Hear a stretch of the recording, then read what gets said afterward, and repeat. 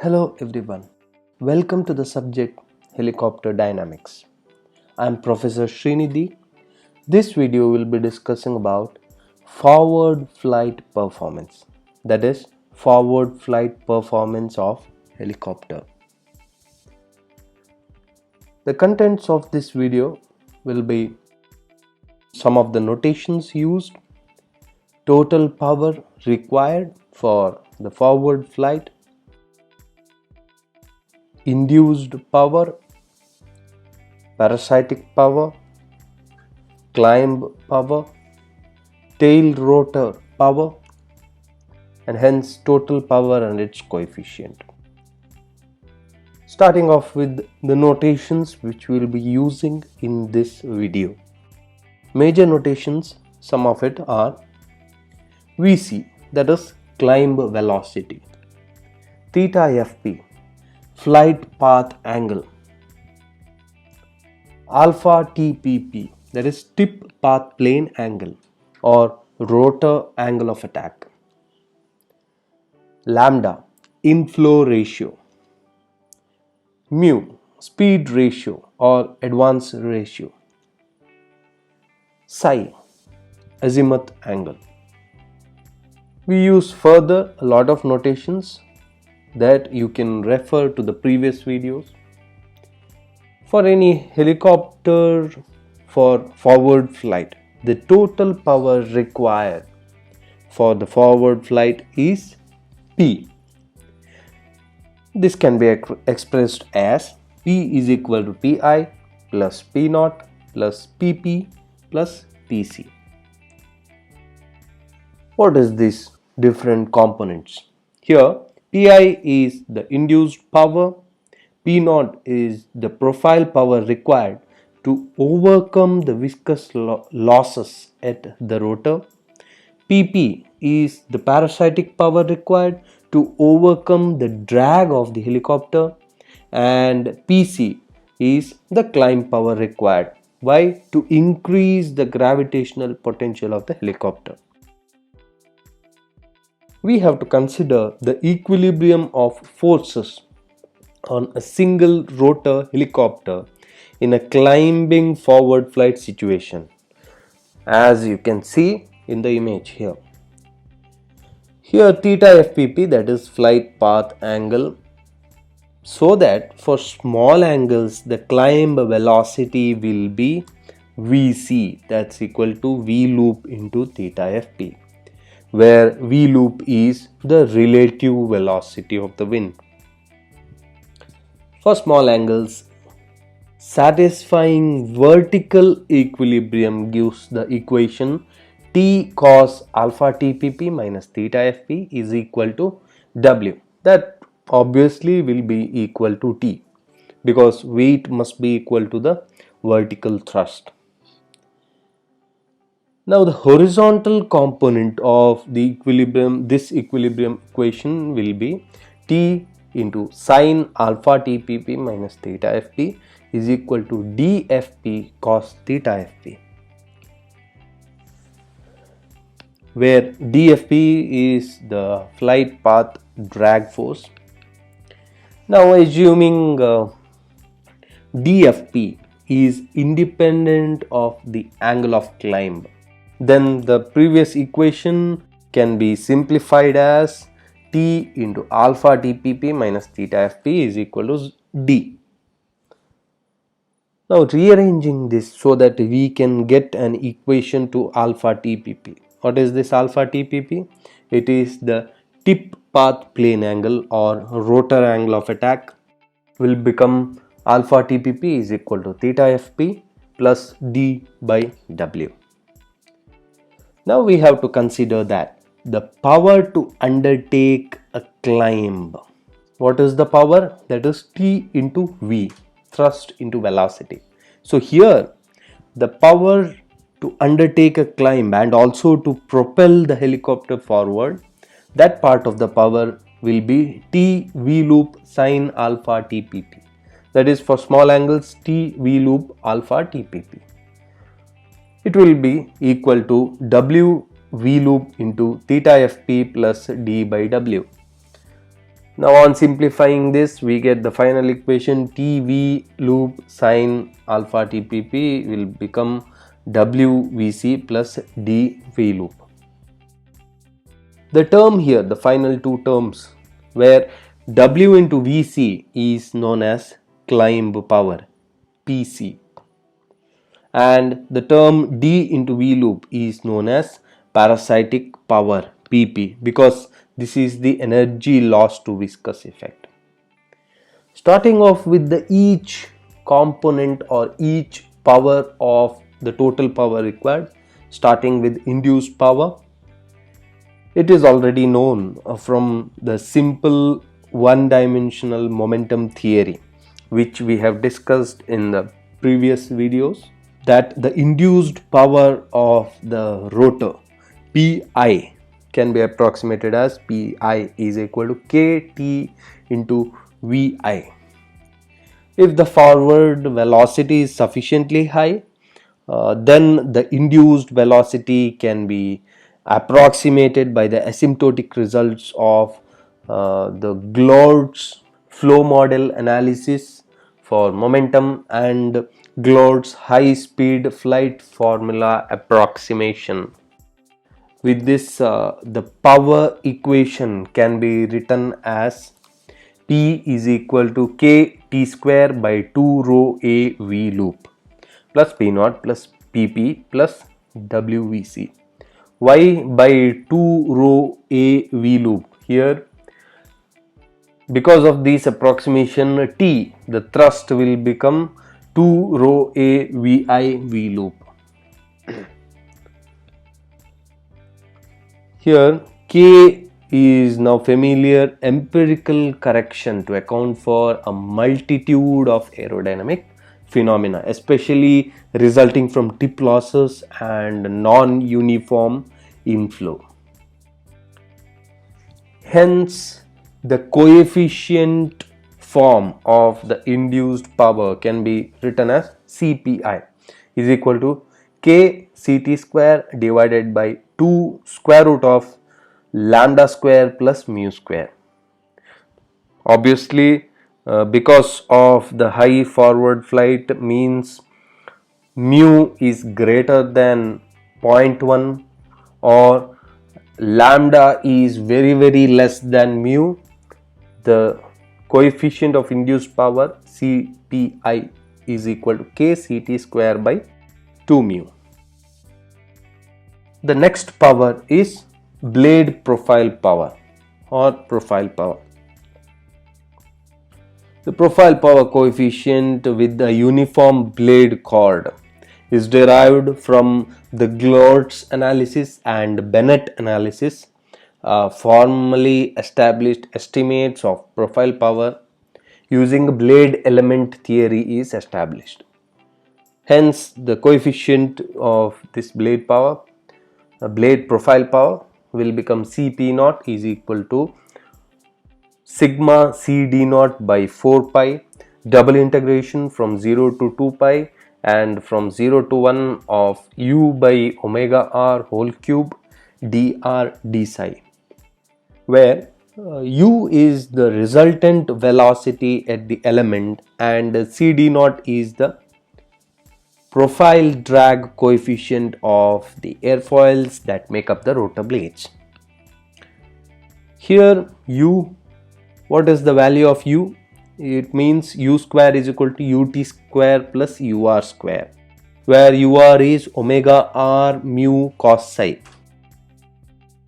On neglecting the radial flow component, that is ur, such that u will become equal to ut, that's equal to omega r into lowercase r plus mu sin psi, which gives us the equation for coefficient of profile power, that is Cp naught is equal to sigma Cd naught by 4 pi, double integration from 0 to 2 pi and from 0 to 1 of r plus mu sin psi whole cube into dr d psi. Next step is we have to expand this r plus mu sin psi whole cube, that is a plus b whole cube, and further we have to double integrate the expanded equation. That gives us Cp naught. On expanding you get this long equation, and on double integrating we get the final formula for coefficient of profile power or profile power coefficient. Cp naught is equal to sigma Cd naught by 8 into 1 plus 3 mu square. Once again, on the analysis by Glod's analysis and by Bennett analysis, the profile drag coefficient is approximate. On approximating this profile drag coefficient, we get the profile power coefficient is equal to sigma Cd naught by 8 into 1 plus k mu square, where the numerical value of k varies from 4.5 to 5. 4.5 in hovering condition and 5 when there is very high forward flight, that means up to mu is equal to 0.5, depending on the various assumptions and approximations that are made. Now jumping on to the next power, that is parasitic power, PP. It is a power loss as a result of viscous shear effects and flow separation on the airframe, rotor hub and such kind of components, or the pressure drag on these kind of components. Because helicopter airframes are much less aerodynamic than their fixed wing aircrafts, for same weights you can take that, the source of drag is very significant. Hence this parasitic power will play a major role. The parasitic power is given by PP is equal to 1 by 2 rho V loop square S reference CDF into V loop. Here S reference SREF is some reference area and CDF is the drag coefficient based on this reference area. So this term S reference, or this notation S reference, it is the reference area of the airplane or the aircraft. When you calculate the wetted area, or when the topic of wetted area determination comes, this S reference plays a major role. In non-dimensional form, the coefficient parasitic power will become CPP is equal to 1 by 2 S reference by A mu cube CDF, that's equal to 1 by 2 F by A mu cube, where A is the rotor disk area and F is equal to CDF into S reference, which is known as equivalent wetted area or equivalent flat plate area. This parameter accounts for the drag in the hub, fuselage, landing gear and such kind of components. The concept of equivalent wetted area comes from noting that while the drag coefficient can be written as CDF is equal to DF by 1 by 2 rho V loop square S reference, and this equivalent wetted area F can be written as dF by 1 by 2 rho V loop square. Hence the parasitic power and the coefficient of parasitic power. Next, jumping to the climb power. The climb power is equal to the time rate of increase of potential energy. If the potential energy is denoted by E, then E is equal to W into H. Now the rate of increase in potential energy is written as W into H is equal to T into Vc, that's equal to W into Vc, where Vc is the climb velocity and W is the weight of the aircraft. The climb power coefficient here can be written as CPC is equal to lambda C into CW. The effect of the fuselage vertical drag is normally taken into account when estimating this climb power. Now an additional power in the total power required is tail rotor power. The power required by the tail rotor usually varies between 3 and 5% of the main rotor power in the normal flight, and it can be estimated up to 20% in the main rotor power at the extremes of flight envelope. It is calculated in the similar way of the total power, that is tail rotor thrust TTR is equal to Pi plus P naught plus Pp divided by omega xTR, where the distance from the main rotor shaft to the tail rotor shaft is xTR, and of course omega is the angular velocity of the main rotor. Now coming to the final total power required. As we discussed all the different powers in this video, by adding this you get the total power required. Hence, by adding the coefficients of this power you get the coefficient of the total power. The total power coefficient for the helicopter in forward flight can be written as Cp. That is almost equal to Cq, that is the torque coefficient. That's equal to the coefficient of the induced power plus coefficient of the blade profile power plus coefficient of the parasitic power plus coefficient of the climb power and also the additional coefficient of tail rotor power. That's equal to kCt square divided by 2 square root of lambda square plus mu square plus sigma CD naught by 8 into 1 plus k mu square plus 1 by 2 into f by a mu cube plus lambda c into Cw plus Cptr. The tail rotor power must always be added to obtain a proper estimate of total helicopter power requirements.